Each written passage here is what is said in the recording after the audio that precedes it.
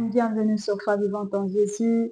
Dans cette nouvelle vidéo, je vais te parler d'un thème qui a été développé sur l'émission d'À table avec Annabelle qui se passe sur EMTV. Je suis là encore sur cette émission, sur cette belle émission que j'aime beaucoup. Et dans cette émission, on a développé sur le thème qui dit, à savoir, comprendre le langage de l'amour. Comprendre le langage de l'amour. Vous savez, comprendre le langage de l'amour, c'est d'abord aimer. Après avoir suivi cette émission, j'ai pris directement le lien, j'ai envoyé à mon mari qui était loin de moi et je pense qu'on va revenir encore dessus pour mieux écouter cela car cela était très bien développé, c'était très bien en tout cas débattu. Ça m'a fait tellement du bien, je l'ai envoyé directement, j'ai pas hésité, je l'ai envoyé directement. On va parler de les filles, elles ont parlé de nos relations, c'est-à-dire entre parents, mères, enfants, euh, collègues de service, entre époux, épouses. Elles ont développé sur ça, comprendre le langage de l'amour de l'autre. Et si on parlait de comprendre le langage d'amour dans notre relation avec le Seigneur, je pense que les lois et les prophètes ne sont pas contre ces choses, vu que Christ lui-même est notre époux. Et puis la Bible nous dit que la nature elle-même ne vous enseigne-t-elle pas. Si on peut fournir d'efforts pour faire du bien à notre époux, pour faire du bien à nos amis, à nos collègues de service, si on peut fournir d'efforts pour comprendre l'autre, pourquoi pas fournir aussi d'efforts dans notre relation avec le Seigneur pour développer ce langage d'amour entre nous et notre Créateur. N'est-ce pas qu'il est notre époux, alors chose normale de développer ce langage. Annabelle a dit, elle a parlé de Gary Chapman qui a écrit sur les 5 langages de l'amour. Mais avant de commencer, j'aimerais te poser la question. Est-ce que tu comprends le langage d'amour de ton Créateur? Est-ce que tu comprends le langage d'amour de ton Créateur ou bien tu attends que lui comprenne seulement ton langage? Vous savez que c'est lui qui nous a créés. Il nous connaît très bien. Du coup, il comprend déjà notre langage d'amour pour lui, vu que même si notre amour est trop, pas trop grand comme pour lui, mais il comprend quand même le langage d'amour qu'on essaie de faire pour lui. Nous allons parler sur base de ce 5 langages d'amour que Gary Chapman a écrit, comment le développer dans notre relation avec le Seigneur. Ces 5 langages qui sont, je cite, il y a le cadeau, il y a le moment de qualité, il y a le service rendu, il y a j'ai cité le cadeau, le service rendu, le moment de qualité, les touchés, il y a aussi les paroles valorisantes. Voilà. Sur base de ce 5-là, comment le développer avec le Seigneur? Comment le développer dans notre relation avec Jésus-Christ? Nous allons commencer avec le cadeau. Quelqu'un peut se poser la question, comment est-ce que je peux offrir un cadeau au Seigneur? Je ne le vois pas et tout et tout.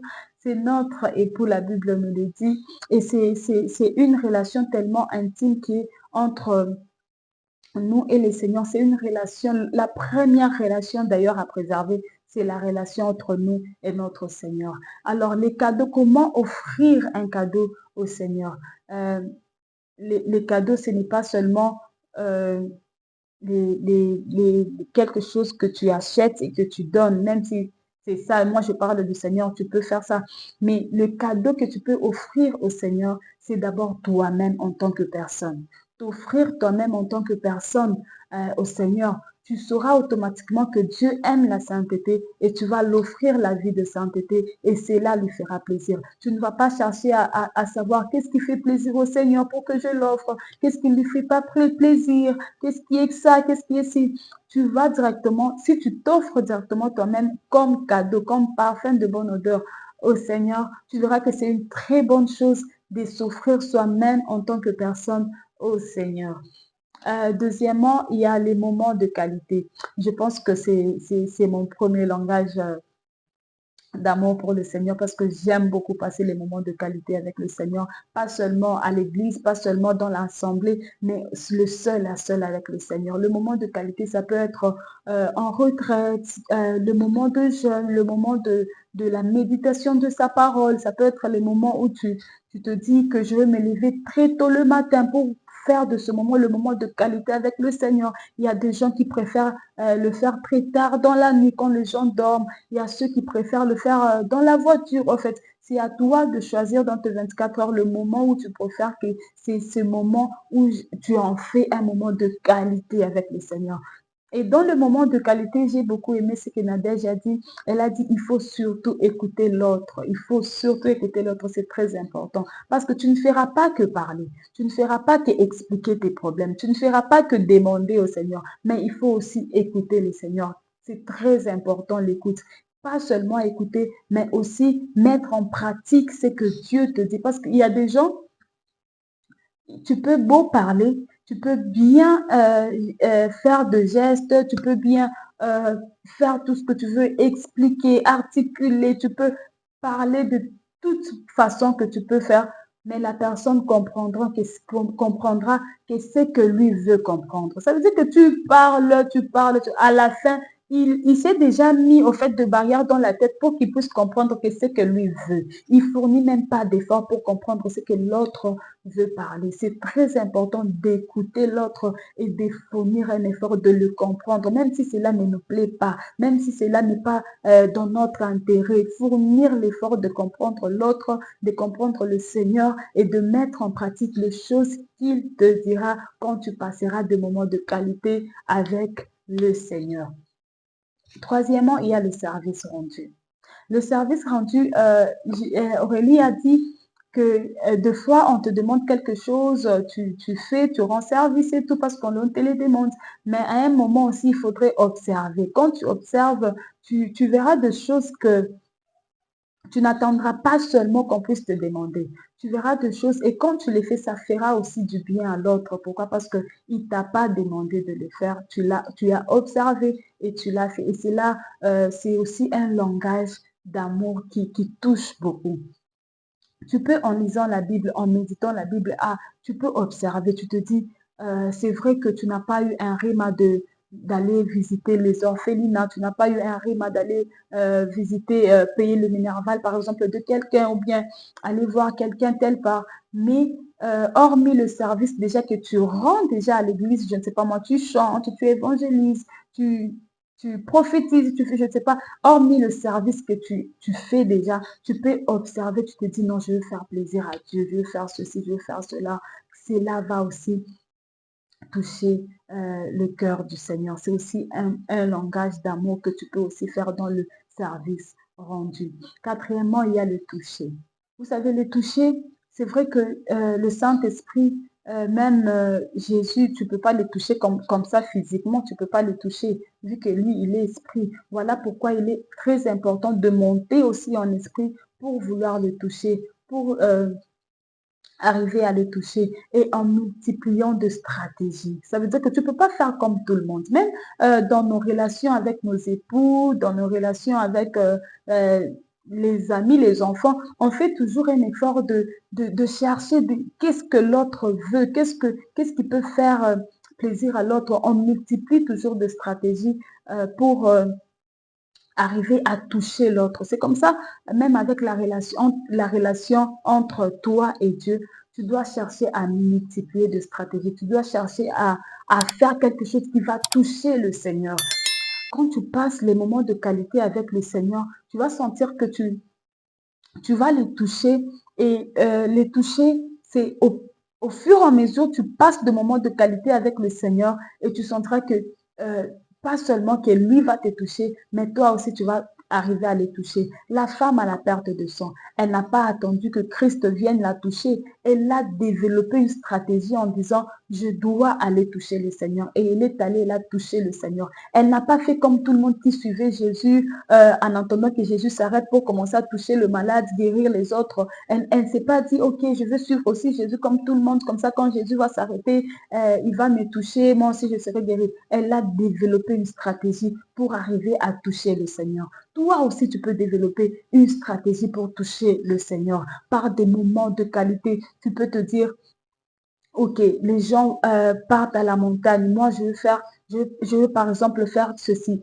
À 5 heures du matin, je vais me lever, je vais sortir dans la parcelle, je vais prier dans la parcelle. Je vais faire 2 heures de prière debout. Tu multiplies de stratégies pour arriver à toucher le Seigneur. Vous savez, Zachée, malgré sa taille, euh, il, il, il- il n'a pas fait comme tout le monde. Il n'était pas le seul à avoir cette taille.